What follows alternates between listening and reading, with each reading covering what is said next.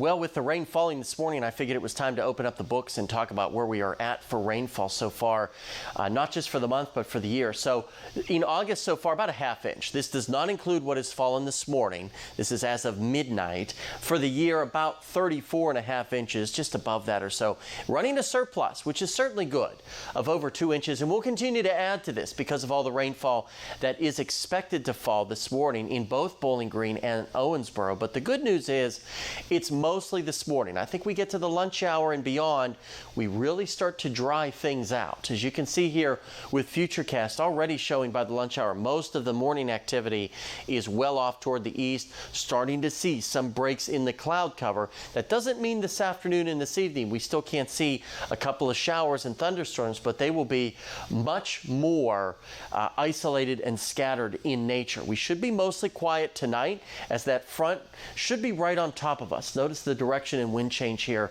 by 9 o'clock. And then by the time we get to tomorrow, especially in the morning hours, things should relatively be quiet.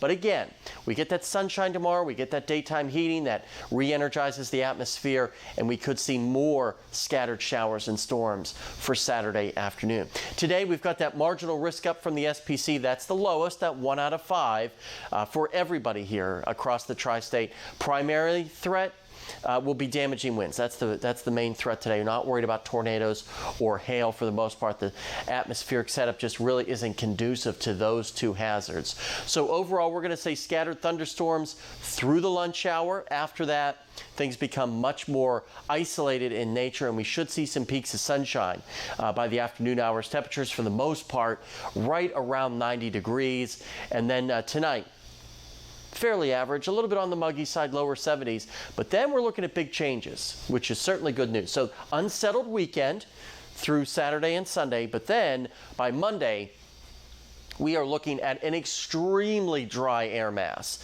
to work its way into the tri-state. That will give us very low humidity values and temperatures. Because of a strong, persistent northwesterly flow, it's going to keep temperatures once again well below average, especially Monday and Tuesday, before those temperatures start to moderate by Wednesday.